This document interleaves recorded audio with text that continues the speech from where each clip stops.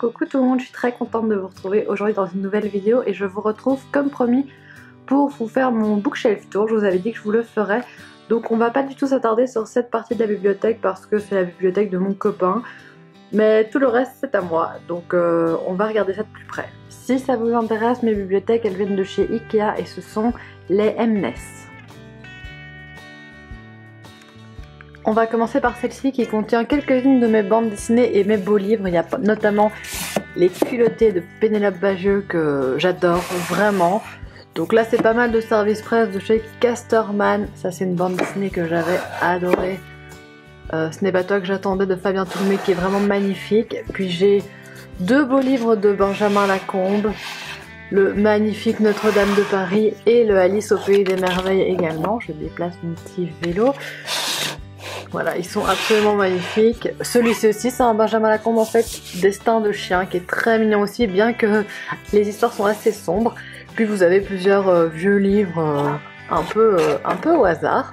On continue avec l'étagère juste en dessous, qui est mon étagère de fantasy. J'ai les deux premiers tomes d'Une Braise sous la cendre. J'ai beaucoup aimé cette saga pour l'instant.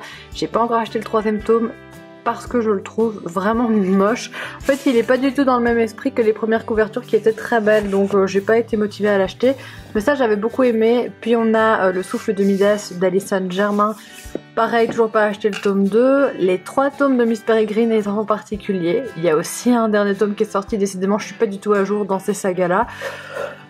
Puis on a 4 livres que je me tâte un petit peu à garder parce que Red Queen je l'ai lu il y a longtemps, j'ai pas plus de souvenirs que ça, je lirai pas la suite. La Passe Miroir, je vous en ai déjà parlé, j'aime sans plus, je vais pas continuer la saga, mais celui-ci est dédicacé donc un peu dommage de s'en débarrasser. Et Reine des Cendres, j'ai pas aimé plus que ça non plus. Puis oups, je l'ai fait tomber, mais vous avez une petite carte postale Tintin que je trouve jolie. Et alors derrière vous avez mon Trivial Poursuite Harry Potter que j'avais reçu à Noël de mon frère. Juste en dessous c'est mon étagère Harry Potter que j'adore, c'est peut-être mon étagère favorite dans ma bibliothèque. Donc là-bas au fond vous avez une bouteille de bière au beurre et ici vous avez la petite boîte des dragées de Bertie Crochu. Je sais que pas mal de gens arrivent à garder les dragées dedans, ben moi j'avoue que j'ai tout mangé. Enfin, à la fin je connaissais les bons et les mauvais, donc j'ai pas mangé les mauvais, je les ai jetés en fait. Vous avez ici une illustration que ma petite soeur m'avait faite pour Noël que je trouve super mimi. Et de l'autre côté une bière au beurre. Et alors là vous avez plusieurs objets, donc il y a mes lunettes Harry Potter qui viennent de chez Primark. Moi je suis pas du tout du genre à avoir des objets de collection qui coûtent très cher, hein. Celles-ci elles m'ont coûté 2 € concrètement. Mon retourneur de temps, qui était en fait pas très bien rangé, ça je l'avais reçu d'une amie qui avait plusieurs retourneurs de temps, donc le voici. Et puis vous avez mes livres Harry Potter, donc bon je galère complètement. Je vous avais déjà dit que j'ai pas tous les Harry Potter, donc en fait j'en ai très peu, parce que je lisais ceux de mon frère. J'aurais dû ranger ma bibliothèque avant de vous faire cette vidéo parce que je me rends compte en fait que le premier est dans l'autre sens. Bref, vous avez les 3 premiers Harry Potter illustrés qui sont magnifiques. On a ce livre aussi sur la magie des films que j'ai acheté au studio cette année, donc en avril, qui est vraiment très très joli. Avec plein de petits goodies, enfin il est vraiment très beau ce livre aussi, je l'aime beaucoup, j'aime bien le feuilleter parce que vraiment c'est chouette. Donc voilà, vous avez tout un tas de petites choses comme ça qui sont très chouettes à l'intérieur. Et j'ai aussi le Harry Potter 1 en version originale. Donc voilà, je crois que c'est un peu l'édition de base. Et alors de côté j'avais mis celui-ci, donc c'est toujours le Harry Potter 1, l'édition pour les 20 ans, c'était l'édition Pouf Souffle, toujours en version originale.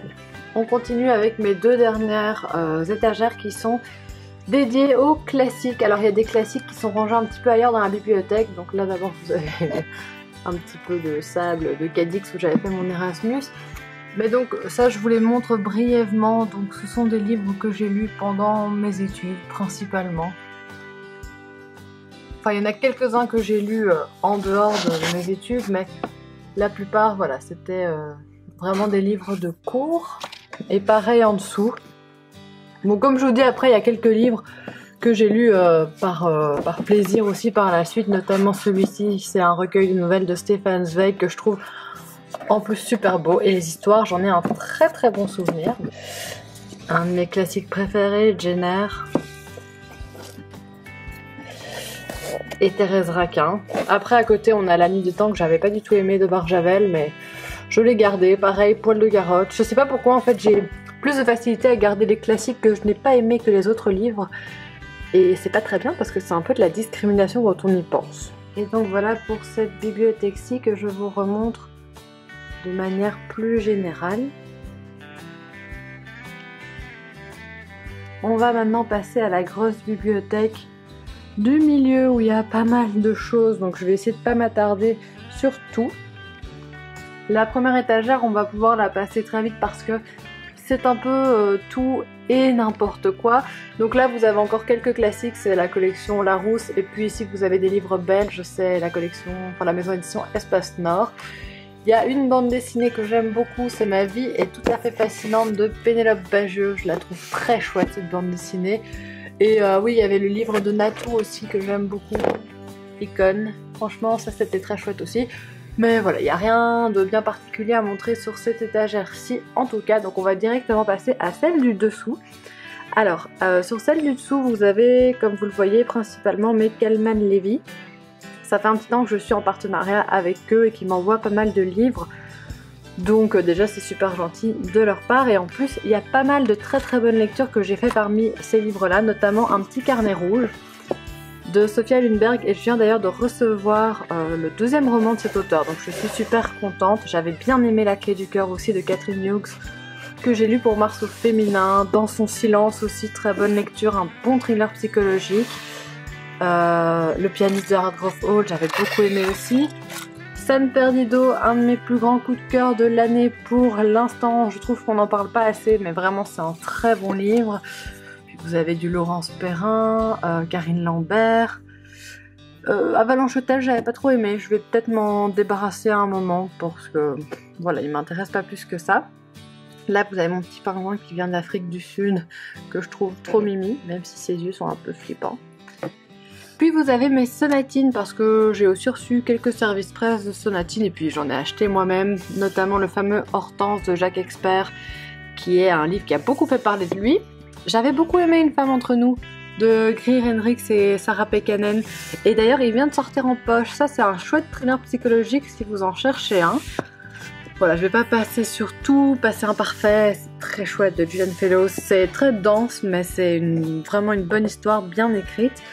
Puis ici vous avez Le Orgueil et Préjugés de Jane Austen illustré par Margot Motin. Et alors derrière ça vous avez quelques livres assez sympas, surtout le Kate Morton, Les heures lointaines. Après c'est pas son meilleur, mais c'est avec ce livre-ci que j'ai découvert l'auteur, donc je ne m'en séparerai pour rien au monde.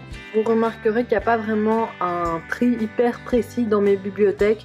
C'est plus ou moins par édition, enfin ça par édition oui, mais les éditions sont mises aléatoirement et la taille c'est un peu variable, c'est un peu au pif en fait. Ici vous avez mes grands formats Actes Sud. Les deux j'ai beaucoup aimé, enfin Débâcle c'est très trash, et Mille petits riens j'avais beaucoup aimé. Un Slatkin, puis mes Joël Dicker. J'ai aussi lu La vérité sur l'affaire Harry Kéber, mais je ne l'ai pas parce que je l'avais emprunté à ma maman. Voilà, après on a quelques livres assez sympathiques. Le Virginie Grimaldi que j'avais bien aimé mais sans plus. Par contre le Aurélie Valling que j'ai lu récemment et que j'ai adoré. Eleanor Oliphant aussi, c'est vraiment bien ça. De Gail Honeyman, j'avais vraiment bien aimé. La perle et la coquille que j'ai dans une très belle édition. Puis on a 3 très chouettes romans, Arrête avec tes mensonges et 2 Delphine de Vigan. Bon, un peu moins aimé Les loyautés, mais beaucoup aimé Les gratitudes. Voilà, on continue. Ça aussi, c'est un bon livre, Le train des orphelins. Hop. Et derrière, j'avais adoré Miniaturiste parmi ceux qu'on voit, et j'ai acheté Les filles au lion de Jessie Burton également, donc je suis impatiente de le lire. Et alors on a aussi mon livre Beyoncé est-elle féministe qui est toujours à l'avant-plan dans ma bibliothèque. On passe à l'étagère du dessous.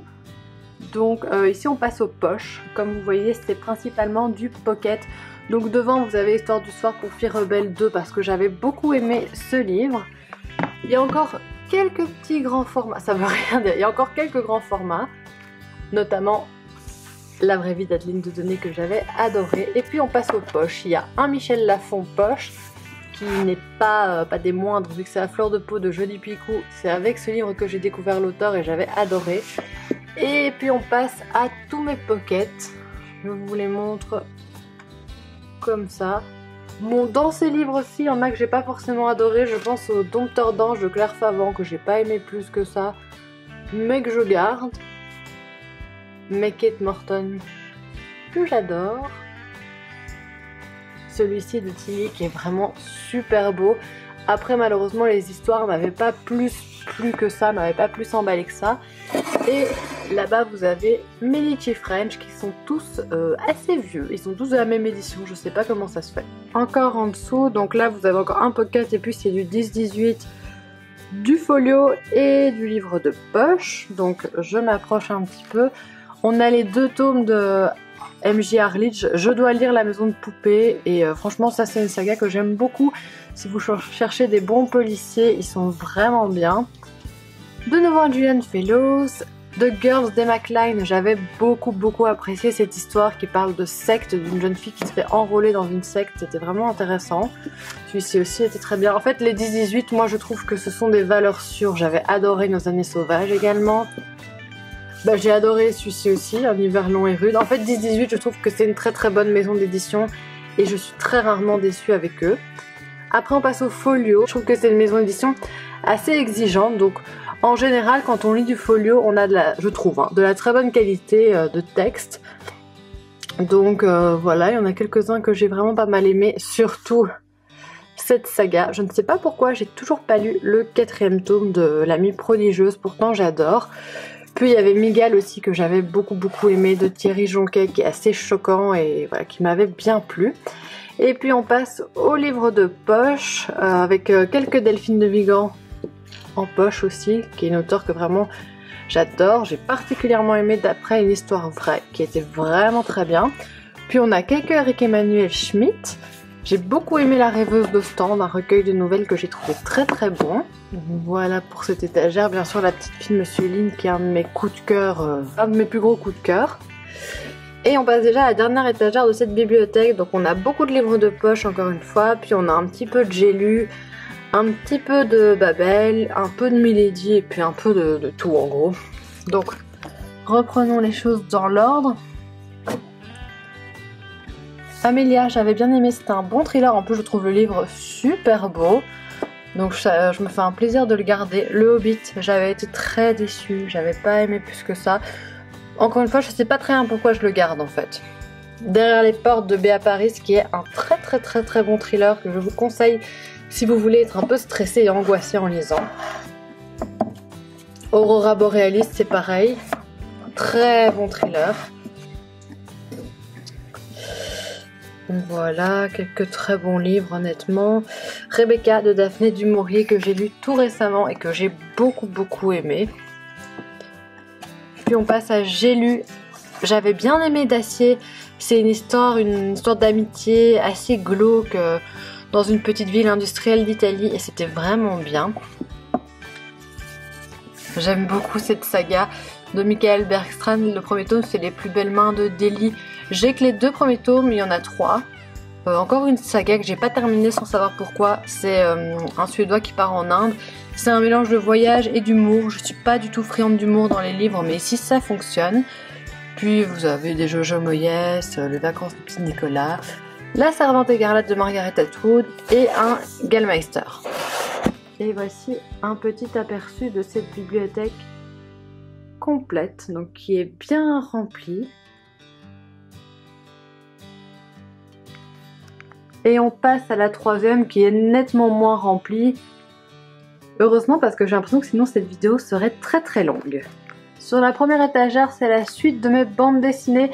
Alors ici c'est un peu compliqué parce que elles passent pas toutes très bien. Mais j'ai notamment beaucoup aimé Il fallait que je vous le dise de Audemer Milhaud que j'ai lu il n'y a pas du tout longtemps. Vous voyez tout s'est effondré. J'ai 2 très beaux livres de Benjamin Lacombe dont le Pinocchio. Et encore quelques BD, celle-ci que j'avais beaucoup aimée, et puis j'ai mes 2 mangas, j'en ai que 2. Ensuite je me suis fait une petite étagère spéciale King que je trouve très sympa. Bon, j'espère qu'elle sera plus fournie bientôt, mais King, je garde tout de lui, même ce que j'ai pas aimé, parce que par exemple j'avais pas trop aimé La Part des Ténèbres et j'ai pas trop aimé La Peau sur les os. Les autres je les ai tous beaucoup aimés et je préfère tout garder parce que je trouve ça plus chouette.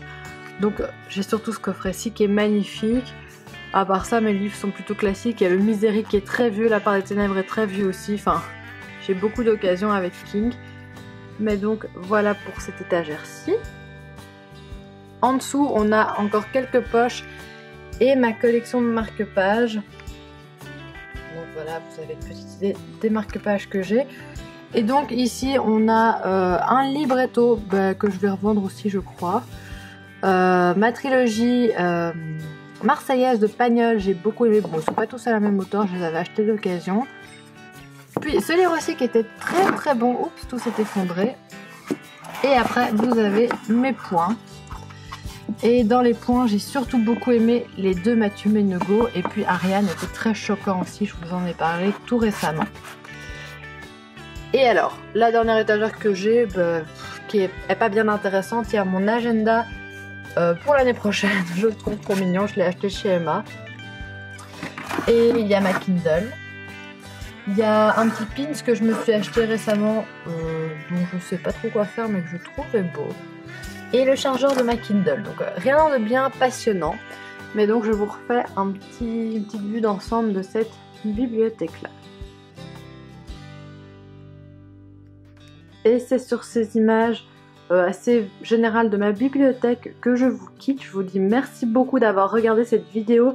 N'hésitez pas à me dire en commentaire si je vous ai donné envie de lire certains livres, si vous en avez en commun avec moi dans votre bibliothèque. Et on se retrouve très bientôt dans une prochaine vidéo. Gros bisous!